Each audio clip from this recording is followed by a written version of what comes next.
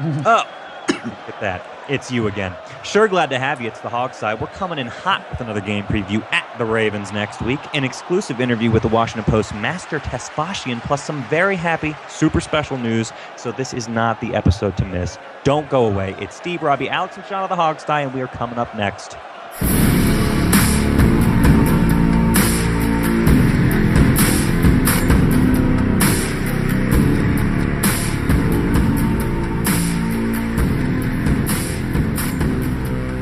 Welcome to the Hogsty with your crew, Alex Zeese, Steve Thomas, and Robbie Duncan.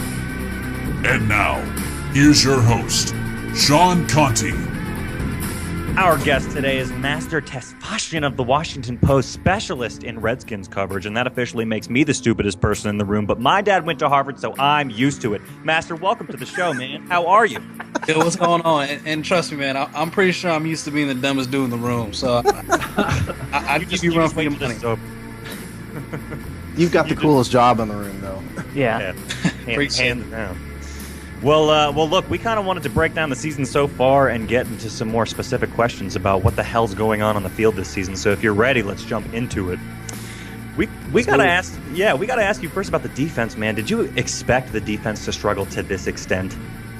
I mean, you thought at some point in the offseason they were going to address the defensive line, and they didn't. So that was a huge, weakness of this team last season, and it is again. I mean, you look at what they have up front. I mean, they were starting off with Kendrick Olsen at nose tackle, and now you're moving on to Cullen Jenkins, who, he's a veteran, but still, there's a reason why he was still on the streets at this time of the season, and you were hoping that they were going to add some more talent to that, so that ways they can bring pressure and without having to, blitz as often as they want to in Joe Barry's scheme. They want to, drop as many guys as they can in coverage and bring pressure with the guys they have up front. Right. And they're just not capable of doing that with the defensive line. And if it wasn't for Trent Murphy and the performance that he's having this season, I don't know how much of a pass rush or pressure they'd be getting on opposing quarterbacks so far this season. So yeah, at all, right? Yeah. With the questions of the defensive line, and then you looked at what they had at safety, and just obviously when DeAngelo Hall was there, and trying to figure out who's going to be opposite of him, and then currently it's David Bruin who suffered the concussion, but then you had Will Blackman, and it's just a lot of unproven guys there at that position as well. Where you looked at the spots, and only strengths they had were obviously the depth that they had at cornerback and the depth that they ended up finding out they had at inside linebacker. And this is kind of what happens when you draft, best player available, because you're not necessarily addressing the needs, and you end up being really stockpiled at certain positions, like they are inside linebacker because they drafted a Sua Cravens, like they are a cornerback because they drafted a Kendra Fuller, but it's not addressing other positions of needs that they should have addressed in the offseason. So it's a mixed bag, and you can kind of see the results of that so far. And, they show spurts of what they're capable of doing, particularly with the turnovers, something Joe Barry continues to stress on every single day in practice, and it seems like it's showing results. But the thing they still need to harp on are the basic fundamentals and the techniques of this defense. They need to work on their tackling. They need to work on making sure they're fitting the runs better, and they need to work on just attacking the quarterback and bring a consistent and solid pass rush. And those three areas we haven't seen as much, and the byproduct of this is this defense that we're watching through the first games of the season. Well, yeah, and Master, I want to ask you too. Like, this may be a little late considering the preseason and all, but Stephen Paya didn't make this team over some of these guys that he probably should have made it over. At least I think. Do you have any real inside track why he didn't make it? Was it his contract was too big compared to these other guys? And I mean, because obviously he could have produced a little bit more than an old Cullen Jenkins, don't you think? He just wasn't playing well, and even if you saw how Paya played last season, just this scheme is not a good fit for him.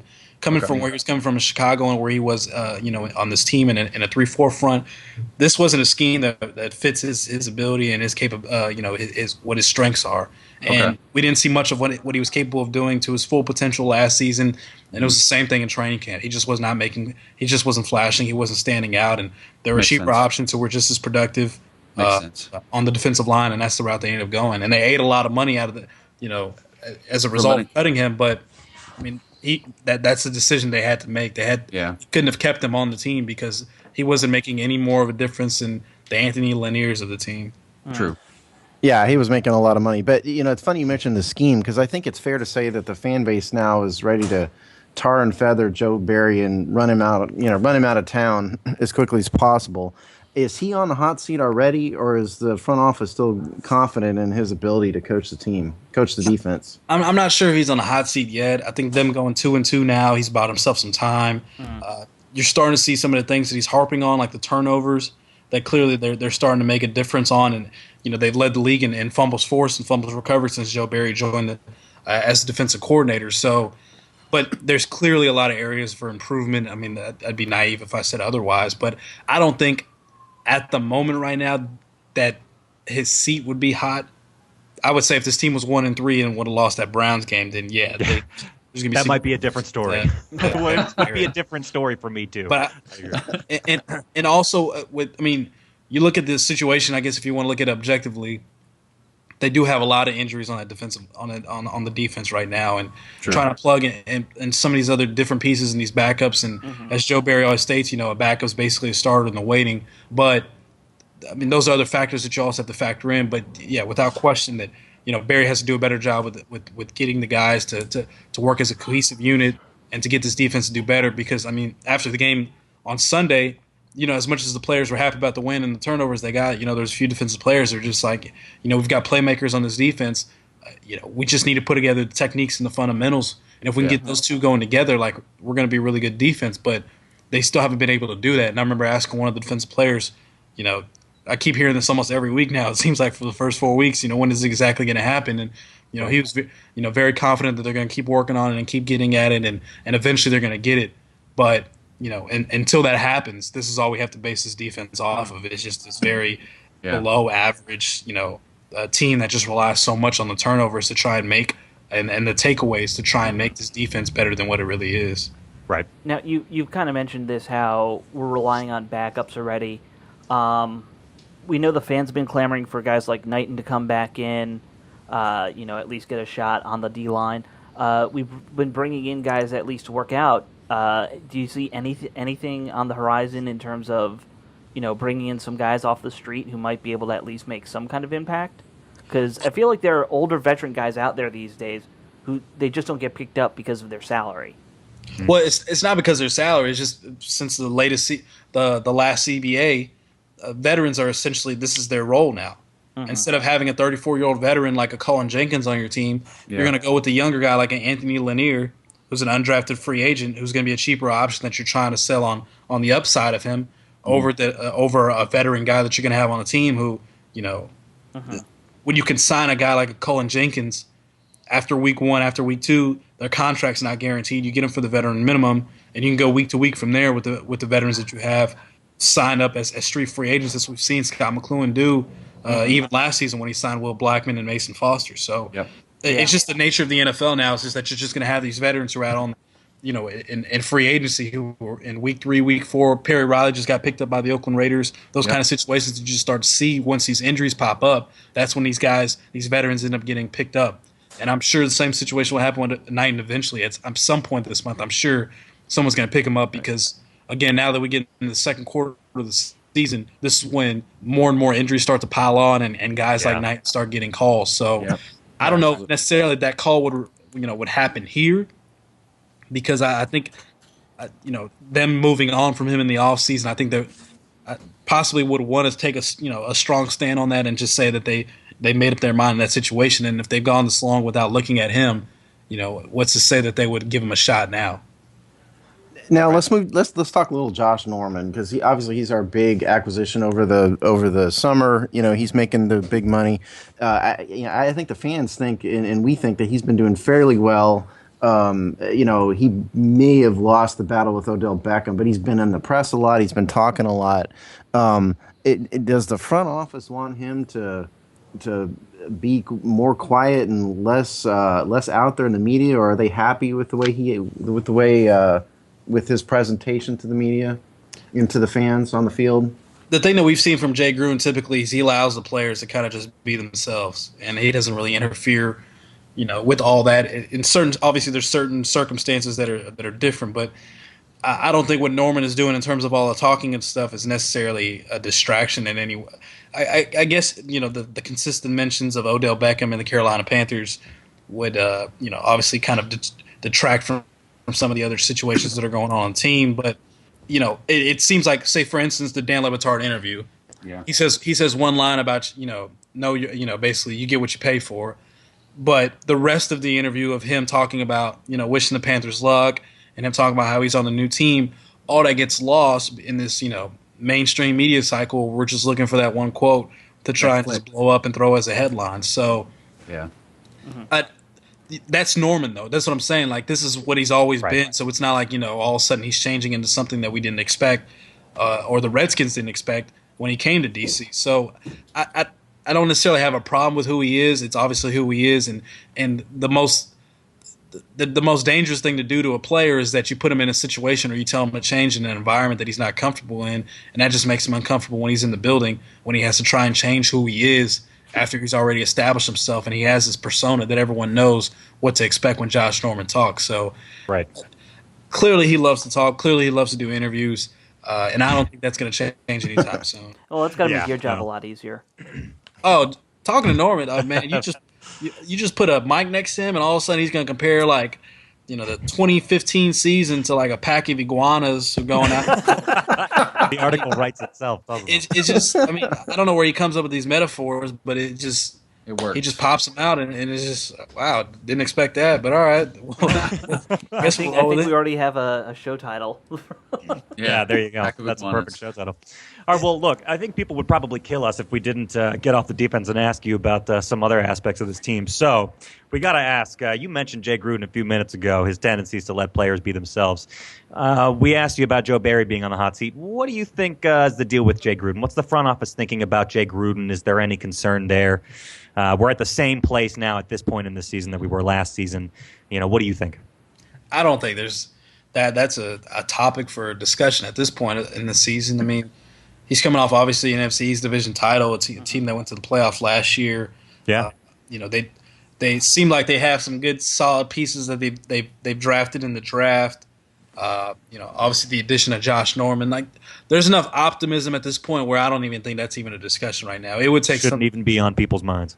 It would probably take an epic collapse. Well, I think the thing that's kind of like drawing ire towards Jay Gruden right now is his conservative nature, at least in his like game management. Especially at the end of that second half, the last 3 games. Yeah. We've joked about it on this show. At halftime, yeah. But he's a punter too. He never goes for it. It has been pretty bad, especially at halftime of the last 2 games. But I mean, the first one was on Cousins in the Giants game. Yeah, he took a sack with 6 seconds and a timeout. I mean, there's nothing that Jay Gruden could do there. No, it's ugly. Cousins had to throw that ball out of bounds and throw it in the back of the end zone. That was the smartest thing he should have done. Instead, he tried to extend the play in a situation when he couldn't, and that's what it resulted in. This last one where he should have called a timeout without question if they would have missed a field goal, but they made it. So I mean, it's a conversation that's kind of it's useless at this point. It's a what if conversation that would be fun to kind of tinker around with, but it didn't happen. I mean, I'm sure you deal with these guys like the sports radio guys who they just go nuts on it for 2 hours because it's easy material for them. Kevin Sheehan and Grant and Danny did it. I live in reality, man. Like, it didn't happen, so what the hell am I going to worry about it for? There you go. If everybody had that point of view, the world would be a much more calm place. Yeah. It's just why would I want to waste all this energy and effort on something that didn't happen? If it did happen, yeah, of course I'd call him out for it. But it didn't happen. There's so many other things that you can call him out for in terms of the clock management or even situations that they didn't maybe execute properly. But I mean, that is like probably way down the list of things to discuss from Sunday's game against a team that's bad. A team that's very young, inexperienced. That they should have, after that 14-0 lead, should have taken control of that game and never did until late in the fourth quarter. Yeah. So Grant Paulson kind of mentioned this after the game. Sean McVay's been in the booth the past 2 weeks, and do you really think that's making that much a difference, or is it just kind of like a coincidence that we've been a little bit more efficient on offense since he's been up there? Yeah, what do you think of Sean McVay? Good question. Clearly, I mean, the last 2 weeks they've had a lot better balance on offense. I mean, you're seeing them run the ball, particularly in the fourth quarter, where Matt Jones has been able to seal off some of these games with some tough runs that he's had, some very crucial runs that he's had to extend drives and to wear down defenses on long drives, which is exactly what this team needs. They can't rely on Kirk Cousins' arm to carry this entire offense. They're going to need some sort of bounce offensively to have a balanced and established run game, even if it's not working, just the threat of the run game to help ease a load off of Kirk Cousins, because as we saw through the first 2 weeks, he's not capable of doing that. He's not capable of handling that load where he's having to shoulder the entire offense, and it's not. It doesn't matter who you are. It doesn't matter if you're Kirk Cousins or Russell Wilson. A great ground game or a consistent established ground game is a quarterback's best friend. So that was the most confusing part for me, is that why they didn't try and do that when there were clearly situations that they could have ran the ball, but they chose otherwise. So, you asked about the running game. It's the Browns game was really the first game in which we had a solid running game, and we had a game plan in which the team stuck to it. That being said, it was the Browns' bad defense. Has the running game really turned a corner, or was this just a situation where we just matched up well with bad Browns defense? But I wouldn't discredit what they did in the fourth quarter against the Giants. I think that was a good sign of what they were capable of doing in terms of creating some lanes. And again, Matt Jones starting to figure out that he is a power back, and starting to get some of those bruising 3 and 4 yard gains up the middle, and being able to get some yards after contact, which it seemed like there was a carryover effect on Sunday, where he was able to do the same exact thing against the Browns team. And, it's the Browns. Yeah, they're terrible. Yeah, that's what I was going to say. Is that really a good example of what you can do? It might be the worst. Be honest. They might be the worst team in the league, but you still want to see them do that. Yeah, right. They got to take the opportunity if it's there. And that's something that we didn't have a chance to see in the first 2 weeks, because they ran the ball for 17 and 12 carries in the first 2 games. Not a lot. That's not enough, and that's not even just specifically just touching on Matt Jones, the carries and touches that he had. He's got to have those touches so where he can get a feel to where when it is the fourth quarter, he can have a good understanding and a good idea of what he's capable of doing against a defense and try and close out a game. So I thought it was encouraging. I thought that was the biggest thing to take away from that game, more so than anything else, was that you're starting to see Matt Jones starting to run the ball harder, and you're starting to see, I guess if you want to say the offensive line was creating some lanes despite missing 2 starters, and they were able to establish a really solid ground game for that offense that was very balanced. Sure. All right, well, can we ask you this? This is a tough one. What's up? We're going to take you to just after the end of Week 8. What is the Redskins' record, man? 4 games from now. Hold on, let me pull up the schedule real quick. Exactly, because it could totally depend. He doesn't know either. It could totally depend. I don't know, man, because let's see here. We at Baltimore, so they got 3 road games. One of them in London. Yeah. By the way, how are you looking forward to that yet or no? Oh, hell yeah, man! I've been looking forward to that since last year. Okay. I can't wait, man. I've never been to London, so I know we've talked to some guys who are like just dreading it. Yeah. Who? Like Tandler, Snyder. Yeah, because they got families. I already told y'all, man. They're washed, bro. I'm not, man. I'm out here trying to have fun. I'm trying to enjoy the world. I'm trying to experience different things. Like, I'm not driving. You should have told them you said that. Huh? Yeah, neither one of those guys were excited about it. But you're going to have to hang out with Bullock and let him take your round. Who was the other one? It was Taylor and who else? Rick Snyder. Yeah, Snyder. Oh, of course not. Yeah. Don't shade it, our man Snyder. Damn. I'm young and in my 20s, man. What do you expect? Like, yeah, I'm going to have fun out in London. Like, oh, yeah. I'm going to go shopping. I'm going to go meet some other folks that I've never met in my life before. I'm going to have a great time that night. I may show up in some sort of state that is very... You feel free to bring the Hogstye, man, if you get guest tickets. Some advice about the UK. Do not go drinking with Scotsmen. They are. They're crazy. You'll end up They're with crazy. a broken nose or something. Listen, bro. I'm a man who grew up in the South, who's an Eritrean. I'm probably the most stubborn breed that has ever been created in existence. If you ever tell me something not to do, you know damn well I'm gonna do it. Like, Awesome. He's young and ran in London, man. Let him do his thing. I wouldn't. You'll have to document that night. Yeah. no regrets either way. All right. All right, well, yeah, I mean, we I'm hit looking you with a hard question, though. Yeah, what do you think, man?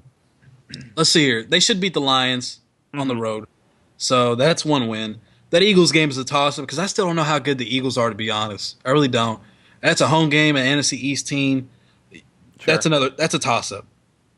I'd give a slight edge to Philly just because out of respect to 3-0, but you've got a rookie quarterback, and again, yeah, they're 3-0, but there's a lot like the Ravens are 3. They were 3-0, and that was still a team that you just didn't know how good they are. Right. Yeah.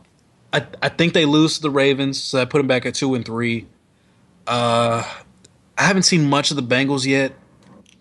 They've been kind of hot and cold. As a typical Bengals team would be. Yeah. It's just the thing with this season so far is just that there's not a great NFL team right now. No. No. It's been very sloppy, it feels like, when I'm watching games. It's been so trash. Like this season has been so bad, and the product is just it just feels like it's so diluted that everyone's gonna praise for parity because like I just said, you're talking about a 3-0 Eagles team and a 3-1 Ravens team, and you still don't know how good they are. Right. But And the Vikings too. yeah, a 4-0 Vikings team, but you're still trying to figure out because they have a great defense, but they're missing their star, running back and the quarterback that they had started the season with. Yeah. Right. Their entire backfield. I think honestly at this point to say a safe and very trash answer, I'm going to go with 4-4. Okay. That's totally fair, man. That's a very yeah. informed estimate. That's But fair. really, looking at it, it's basically any given week type thing. I mean, like Yeah. this Cardinals team that we'll face later in December, they were supposed They've to had be their struggles. Yeah, they were supposed to be this really good team, and now they're really struggling too. Rob, you missed an opportunity at saying any given Sunday as your pun. I'm really disappointed. Yeah, man. I tiptoed around it. Sorry. You'll fight hard for that 1 inch. But We did a parody of that on this show last year. I think I did recall. with Jay Gruden. I feel like you guys do parodies of everything on this show. Yeah, pretty much. We've done a couple. What One final question. we do is a Matt, parody of a real, show. of a real show. One final rapid fire question. We got to wrap it up because we're running out of time here.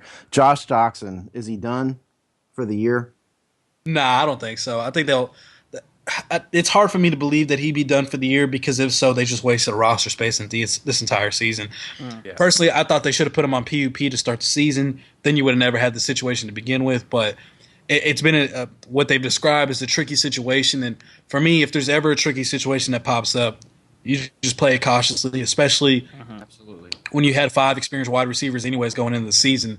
There was no reason to rush Doxson, for the season opener. So Yeah, I thought they mismanaged the entire situation coming out of the preseason and when they set their 53-man roster. So I don't think he's done yet, but it's going to be difficult to tell because if he has another one of those setbacks, I think it would probably be best to just shut him down and not risk any sort of long-term issues with that Achilles issue, and especially for a wide receiver, that's the last thing you want to deal with is some sort of long-term effect that happens with your feet or your Achilles or anything below, obviously your knees. So I would say that they were probably going to play as cautiously as they can, and they'll try to keep him up to speed, and that they would hope that he'd be available, soon. But if something else, another setback happens, I think you would have to shut him down. Yeah. Just Sure. No rush. All right, well, thank you for being on the show, Master. You can catch Master over at Master Tess on Twitter. That's Master Tess, T-E-S on Twitter. So check him out there, Master. Anywhere else online people can catch your stuff, or just over at the Washington Post there? Oh, of course, the Washington Post. Obviously our blog, The Insider, myself, Mike Shout Jones, Liz Clark, us 3 on the beat. So you can check us out there, and as well as Twitter, as you said, Master TES. Also, I'll do some Instagram stuff every now and then, but not really. It's my first and last name, Master.Tesfatsion. So you can find me on there as well. So check it out. I love that. That's so new age, man. Rocking the Insta. That's awesome. Yeah, man. See, the old schmucks we have on the show never do that stuff. So What's Instagram again? Hey, we don't schmuck. If you're saying schmucks, that's kind of washed too, bro. Oh, you're gonna call me out on my own show, Master? Yeah, Damn. I call everybody else out, man. I'm blunt as it gets. Damn. All right. Thanks for being on the show, man. You are the man, and we hope to have you back for sure. Thank Appreciate you so it, much. guys. Appreciate the time. All right. Thanks a lot. Thanks. All righty, folks. That was pretty fucking awesome. Master is a hilarious dude. That was a really good interview. Good as usual. I think we could talk for 2 hours with him if we had the time to do it. I think we'd only have to ask maybe 2 questions to make that happen. Also. Just turn him on and let him go. Yeah. Yeah. He threw me some shade in the interview, so we got to throw him some shade too. I think he'd be okay with that. Yeah, we can take it. Well, we didn't. We kind of recapped the whole season. We didn't get much into Ravens stuff with him, so maybe we should jump right on in, guys. Yeah. Facing the Ravens on Sunday. This is a team that's done some bad things to us in the past. They call it the so-called Battle of the Beltway. I don't think anyone believes that, but they did destroy Robert Griffin's career. So what is in store for us in this matchup with the Ravens? A really good defense. Yeah. It's gonna Lots be of tough. problems. Yeah. I want to see how the biggest thing for me is I think the offensive line will handle their job. I mean, the guys they're going against, Terrell Suggs, Elvis Dumerville, they're good, but they're old. You know, they're on the old side. They've battled injuries their whole career. Yeah. Suggs is coming off a bad injury from last season. So, I mean, I'm not worried about the offensive line handling their job, but to me, it's going to be, how Kirk handles that defense and processes what he sees. That's the biggest thing for me. Well, let's give you guys some numbers about the big Ravens defense. Uh-oh. And I He's have a about to point to rain make on after. everyone's parade. Well, they're kind of a mystery wrapped up in an enigma a little bit here because they have really good numbers. Eighth in points, second in total yards, third in yards per play, fourth in passing yards, fifth in rushing yards. But they have played the Buffalo Bills, the Cleveland Browns, the Jacksonville Jaguars, which they beat, and then the Oakland Raiders, which they lost to. Now, I was saying that none of those teams could run the ball at all Zippo against the Ravens except for the Browns. And the Browns ran up and down the field on them. Isaiah Crowell had 133 yards on him. Right. Maybe he's just on the good. ground. So Yeah. I wonder. He's good. Well, yeah, he is just clearly just good. But it makes me wonder whether this team's numbers are on defense are a little bit inflated just because they've played a bunch of bad teams. The Raiders are not a bad team, but they played 3 bad teams. Well, Jacksonville is I would put on par with the Raiders. They're in that average range, They're on that up and up type team, Right. but not there yet. but they're a passing team too. They Yeah. can't run the ball, like you said. Yeah. So I think you have a fair point. It's not like they've played Pittsburgh yet, or one of the top tier teams that's probably going to be in the playoffs. Right. So. No, they haven't, and and look, they have a history. I mean, it's not like this is an up and coming team. The Raiders are an established team. They have a history of quality defense, and I'm not saying this is a bad defense. I'm just wondering whether, from a statistical standpoint, whether their numbers are a little bit inflated just because they've played a string of mediocre at best teams. That's I'll say all I'm the saying. numbers are not just inflated. It's this team has a reputation that I think is inflated still. People think of the Ravens Defensively? Yeah, defensively, you always think of them as the Ray Lewis era Ravens, Right. where it was They've always had powerhouse players. yeah they were a powerhouse defense for 15 years, and he's gone. And the guys who've replaced him, they have good players, but they're not elite. Same defensive coordinator, though, for the last 6 years, I believe. Really, has it been that long that he's been there? I believe so, since Wow. 2010. So, I mean, he's been there a while. I don't know. I honestly, Steve, to your point, I would just say I don't necessarily think it's just playing bad teams. I hear what you're saying completely, but I think I don't know. I think they still got it, so to speak. Yeah. Well, and if that's the impression I gave, I don't mean to say that they're just they're nothing. I just meant they're a good defense without a doubt. There's no doubt. I just wonder how good. Sure. Well, I mean, you look at guys like Timmy Jernigan, the guy they drafted from Florida State a couple years ago. He's really starting to become a very solid defensive tackle. He's making plays. He's getting in the backfield. And then, in the back end, they got Eric Weddle, really good run support, strong safety. He's a playmaker. He does all kinds of things for defenses. And now they got Ladarius Webb lined up at free safety. And, he used to be a corner, but according to their depth chart, he's their free safety now. So he's a cover guy that has instincts and, has been a playmaking corner, now playing, deep free safety. So there's going to be some challenges in this game. And you mentioned Jernigan; he's already got 3 sacks. He and Suggs are tied for the lead. Yeah. Well, let's talk about what we think that the Redskins can do against this defense. I mean, we put up big numbers on the ground last week against the Browns, obviously. Matt Jones will not repeat that performance. It's no. There's no doubt that's not going to happen. But it's clear we're still a passing team. We've got elite passing numbers as an offense. That having been said, Baltimore has an elite passing defense. So where do we think the Redskins can go to win this game, to put up enough points to win the game? Short passing attack.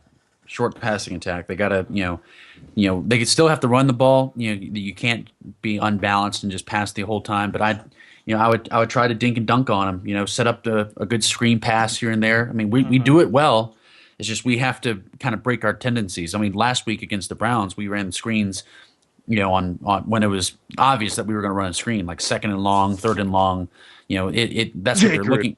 That's what they're looking for on those kind of situations. We need to run screens on 1st down, 2nd and short, just break tendencies. And that I think is a big thing they got to do. I mean, I would say it's that, and you said it. We have to run the ball, and I think we have to do it just to kind of keep our defense off the field as much as possible. We have to play a little bit more clock control game when we're going against teams that, let's be honest, the Browns were a better team than the Browns. The Ravens were much more evenly matched. You could argue the Ravens are a better team. I would say both the Redskins and the Ravens are in that same kind of ballpark, middle. I disagree with you on that. I mean, their defense is light years ahead of us. No yeah, matter but their what offense I'm saying, is not nearly as.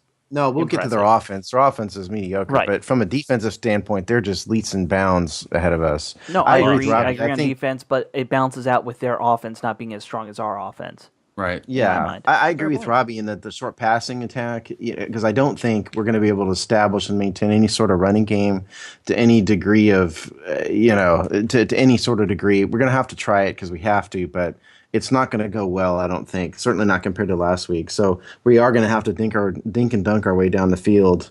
That's all we ever do, man. Well, and we're good at it. That part we're good at. Yeah. I mean, we get critical on this offense a lot. We have to realize this is an offense that's one of the better ones in the NFL these days. It's really well designed. I mean, people get open. It's there. I mean, we put up points and yards. We just couldn't finish, the weeks before. So, I mean, we still can't finish, but we had a good week last week. But yeah, my point is the potential is there to have a really good offense. It's just the players have to execute. Mm-hmm. Mm-hmm. Yeah. And I would like to point out, by the way, that we were so bad in red zone efficiency that despite the outstanding week, what do we have? 3 touchdowns in the red zone. Yeah. We are still ranked 30th in the NFL in red zone efficiency. Well, Steve, your boy. While I know we're not talking about our offense with this question I'm about to ask you, but can you please just go ahead and throw out that one stat that's been thrown around today about our defense's 3rd down percentage? Yeah, it's not a positive thing. What Robbie's talking about is opponent's 3rd down conversion rate. Oh, meaning I've been seeing that. How do we get off the field in an effective manner? And the answer is no, we don't. No. What we have is 57.45%. That's our number, which is last in the NFL, 32nd and last. The next worst team is Detroit, 47.06%. No, what that means is 57% of Detroit shit. God damn it. What that means is 57% of 3rd downs result in a 1st down. That's what it means. We are last by a very large margin in the NFL. That's just an unbelievably bad number. It's an unbelievably bad number. It's terrible. Oh, but the evidence is right in front of our faces every weekend. Nobody should be surprised hearing that, especially if you've caught every game so far. Yeah. Every other time. When you're soft up the middle as we are, that's what's going to happen. And it doesn't help that we can't tackle either. I mean, a lot of these conversions are from just poor tackling. Yeah. Well, and I don't know if you guys have listened to as much talk radio as I do, but a thing that keeps on getting pointed out, a lot of these 3rd downs are not 3rd and 1s. They're 3rd and 5 to 3rd and 10. They're totally defensible situations that we blow. Right. You're putting soft coverage on wide receivers when it's a passing down for a 3rd down, and it's doing simple things like that we're not doing right. Yeah. Yeah. Well, you want to give the awful numbers for defense? Is that where we're going with this? I was going to ask, do we need to harp on this, or should we move on? No. We have to get it out. Yeah, it's really eye-opening. It's eye-opening. Mm-hmm. This might be the worst defense in football. If you look at everything in total, kind of as a combined, thumbnail, look at it, we might be the worst in the NFL. Historically. 26 in total points. They have scored 112 points on us so far, and we're only at the quarter pole. 29th in total yards, 29th in yards per play, 26th in passing yards, 25th in passing yards per attempt, 30th in rushing yards, 31st in rushing yards per attempt. Sacks, we are 18th in sacks. That's kind of middle of the pack. 9th in interceptions. So, the turnovers we're doing okay. But really, there is no area aside from interceptions and sacks that we are not terrible in from a statistical perspective on defense. So, that was an exercise in depression. It's gone from bad to worse. It's gone from bad to worse. It's been the same every week. We started out in this position against Dallas. It's not gotten any better. It's really gotten worse. And yet Master says that Joe Barry's not on the hot seat. Do you guys agree with that? How's that going to help? He's not because we're winning. I mean, we've won 2 in a row. We're 2-2. Despite his best efforts. Well, yeah. I mean, this defense is relying on creating turnovers, which is great. Great defenses make turnovers, but we're not a great defense. We can't rely on, forcing miraculous turnovers because we can't stop anybody on the regular to, be the salt in the wound. Yeah, but when I feel like you make a major acquisition like Josh Norman and throw that much money on it, and that's kind of all you do, that's what you're banking on. You're banking on the miraculous and also you got to remember to that save you. You got to remember that Josh Norman fell into our laps too. That wasn't really a planned event. Yeah, that's we weren't really going to have Josh Norman. We were going to be worse off. Yeah. I mean, the thing that drives me nuts is I get that all these defensive coordinators, they really want turnovers. Because they know it's an easy way to stop a drive, and there's momentum and all that stuff. Turnovers come pretty much everyone gets turnovers at some point. They'll kind of come to you no matter what, for an average amount of the time. There's a little bit of luck involved, a little bit of a guy gets in the right place at the right time. Yeah. I don't want to discount what Norman did for that interception. It was really impressive, but there's an element of chance to a turnover. Good defenses, they just try and stop you. And they know those turnovers are going to come at some point or another. They don't worry about it. Yeah. They worry about first, second, and third down. Let's make no mistake. This is not a bend but don't break defense. No. We are a bend and shatter defense. Bend and pray. Bend and pray. We got to get back to the Ravens. Bite down on something and give it hell. We got to get back to the Ravens. But on Joe Barry, I mean, for the people that want to see him fired, what is your better option? Are you going to let Perry Fuel do it? Okay, fine. Is that going to result in anything better? The problem, Joe Barry's defensive game plans are unimaginative. He's far too stubborn. He is also the champion of literally the worst historically defense, I believe, in NFL history. And now he's kind of bringing us down to some of the most historically worst stats. Well, we're not historically bad yet. We're just bad. We're not historically bad. I know. But my point is, we're getting there. My point is, what is the better option that's going to result in better? Right in terms of guys on our, coaching staff, it's either Perry Fuel or you go with Greg Minuski, who was the Colts defensive coordinator for 4 years when they were good.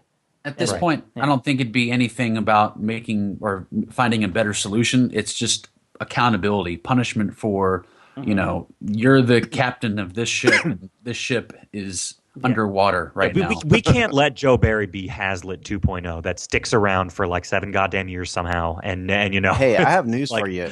We're worse. Well, we are. I'm not even arguing. I'm just saying you don't want to see that tenure again. I mean, it'll be interesting. Hazlitt had 1 year where he let up the second most amount of points, I think, in Redskins history. So we'll see if we can beat that record at this point. Last thing, hounding on the defensive coordinator. The guy I wanted when we were in the market for a new defensive coordinator is now the Eagles defensive coordinator, who's turned them all around in their top defense now. They've got great numbers.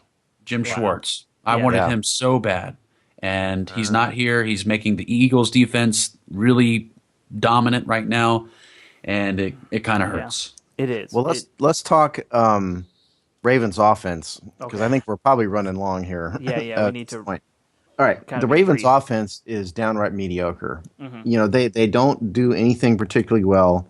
They're not horrible at anything, but you know they're just not a particularly good offense. They're 17th in points. But let's talk Flacco. You know, he's Mr. Franchise Quarterback, Mr. Gigantic Contract. I've heard Mr. his name. Mr. Elite or not? Yeah. Well, I think the I've answer heard is his name once definitively this not. season. No. No, He's I'm got- just making fun of the. You know, it's a running gag. Yeah. Oh, I He- agree. I agree totally. And my point is, Yeah. you know, no matter what he thinks, he's not. No. Yeah. He's got a quarterback rating of 79.3 on the season.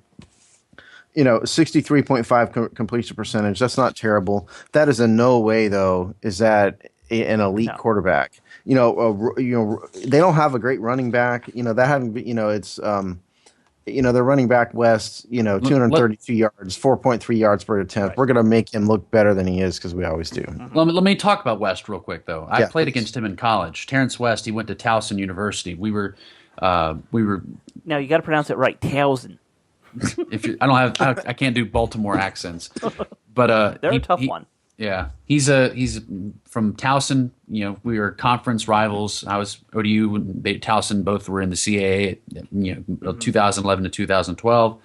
The guy was a dominant running back. Like he was unbelievable. Like he you know would just make things happen and just punish defenses. He'd get the ball like 30 sometimes, even 40 sometimes, and would just punish defenses. So I think it's kind of funny that he's now with the Ravens. It's kind of, you know, a coming back type thing. He's home. Local boy. Yeah, local boy. I mean, they don't have a bad offensive line. They can put some open some lanes for him. So I think this is really his first week as a starter because they just released Justin Forsett again, didn't they? Yeah.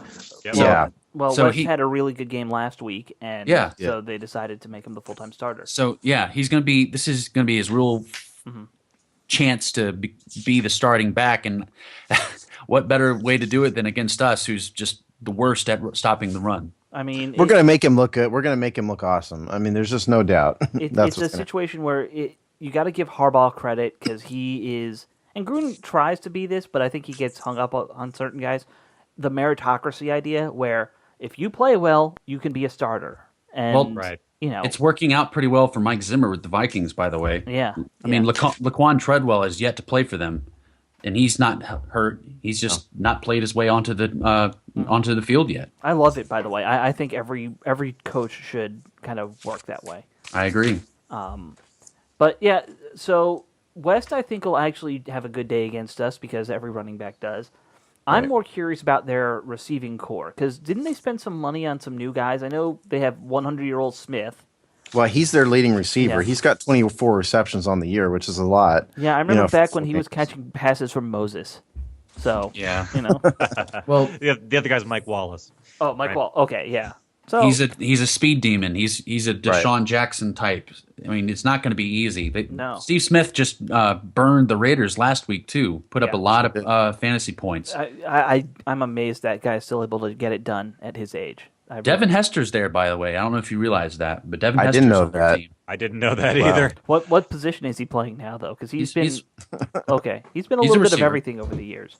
Wow. Just saying, they got speed there. And Rashad Dennis- Perryman. Dennis Pitt is still playing tight end, and I could have sworn he was dead. Yeah, he's a little old. And they got But look, here, they got a first round here- tight end in Max Williams too. Yeah. Yeah. I mean, the point is, this has not been an overly successful offense. They haven't scored a ton of points. But They've they only have the scored weapons. 84 points. Yeah, they've only scored 84 points on the year. I honestly, I think 3-1. I think Flacco holds them back a little bit in terms of the capability of the offense. That sounds you know. familiar. Yeah, where have I heard that before? Every day of my life. Yeah. Yeah. I think I've said that before. A quarterback who thinks he's elite and is holding his team back. Well, You- the you difference don't is say. that Flacco's contract is just the worst anchor ever. Oh, yeah. Flacco's contract is the worst quarterback contract in the NFL wait, by I far. thought he- If you compare it to his production, Didn't he redo his contract recently? it's still awful. It's still horrible. Oh, really? Well, Okay. Now, granted, if he makes it into the playoffs, he kind of earns that Everyone money. will shut up. Exactly. Yeah, because he's you look at his track record, he is a winning quarterback in the playoffs. Like he does well Yeah. in the playoffs. Yeah. That's the thing. where Everyone dogs him until he's on the hot seat, and then everyone's like, "Oh, it's cool." He's Eli Manning light is what he is. You know. Eli's a better quarterback than Joe Flacco. Well, that's why I said light. I just Yeah. gotta appreciate the fact though that he's another CAA player from Division I AA, Delaware University. Now you got There you go. You got the starting running back is also from the CAA, so it's pretty cool You there. got two semi-local, small Yeah. school guys Yep. on that team. Well, should we do predictions for this game, guys? Do we feel confident enough to do that? Yeah. I'm not going first again. You guys always make me do it. I'll not go doing first it. because You do it, Al. I did All right. some math, and the math I did actually makes a lot of sense. I I was looked at told there'd be no math. well, I looked at what we're averaging, what they're averaging, and then I averaged the averages, and And average that. Damn. yeah, basically it works out. Baltimore wins 24-21. And I think that probably sounds right. I think this is Yeah. going to be a close game, but we're on the road. They could be playing in a hurricane. It sounds like now. So Oh shit. You know, That's who knows? that seems distressingly accurate for an algorithm you made up, Alex. Yeah, Hurricane Matthew. Yeah, I think you're on the right track, Alex. I think that's too many points. I do think that Baltimore wins the game. They're at home. They're a much better defense than we are, for all the reasons we stated. So I think it's going to be more along the lines of 21-17. I don't see a ton of points scored by either But team. 3-4 points. That sounds about right. Yeah. Okay. Well, I'm going to take a slightly more pessimistic view. I think our inability to seal the deal is going to rear its head a lot worse after a good offensive performance last week. We're going to suffer big time this week, I think. So I'm going to look at like a 10 to. I'm going to say we lose 24-10. Oof. Yeah. Ouch. I think it's going to be a much bigger discrepancy. We're not going to be able to seal the deal. And like we've all said this whole episode, Joe Flacco's going to make us look stupid. That's what's going to happen. Probably. Will anyone get stabbed at the stadium though? Like what happened Maybe. up there last Somebody week? got stabbed last week. Yeah. Shit, That's yeah. I'm Or, not going sorry, to they bet didn't get against stabbed. it. They got their head bashed into concrete, and they're in like the ICU. Oh, okay. That's totally better. different. That's It's all good. Yeah, all good. That's better.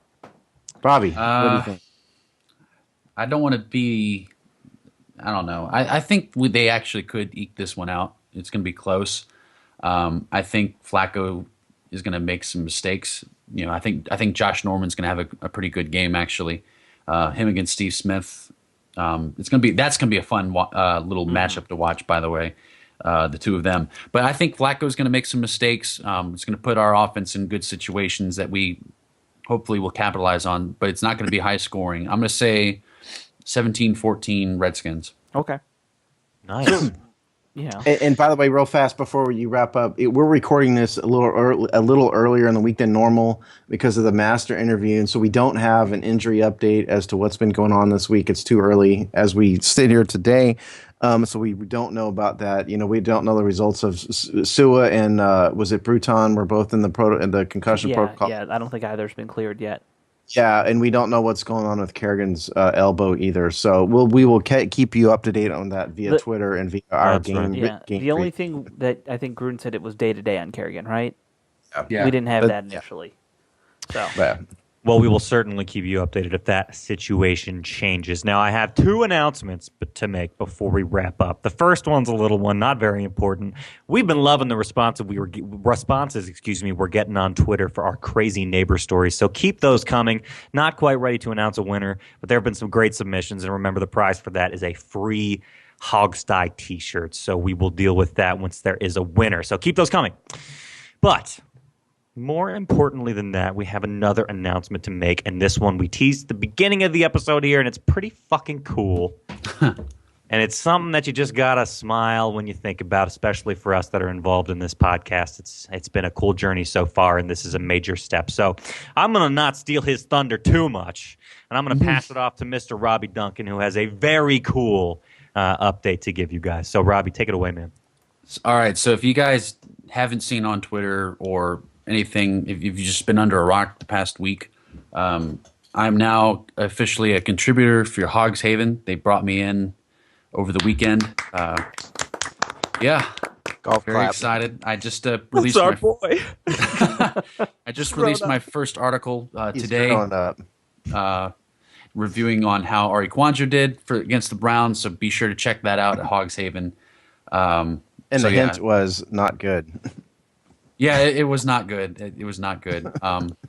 Right. But yeah, so things haven't changed with doing this podcast. I'm still going to be recording the show, just going to be doing all my writing and opinion stuff, publishing on Hogs Haven. So very excited, looking forward to doing more with them and getting us out there more, using them as well. Absolutely, and he's really modest, so he's not going to tell you, but I'll fill you in. His penis has reached massive maximum velocity here, so he's not going to say that, but the thing is huge, so we wanted to share that with you. But anyways, all jokes aside. It's going to be huge. All jokes and silly shit aside. Congratulations, Robbie. This is a really cool thing, and I Thank think you guys. Yeah, and that's the thing, man. Cool. I think this is a major victory for Robbie, but all of this stuff, anything that we've earned, and I think partially this victory for him is due to you guys listening to this show. So thank you for doing that and repping our stuff, and you've been awesome, and we will continue. So I'll shut up there, but thank you so much. Keep the Crazy Neighbor stories coming, and we will see you after the Ravens game.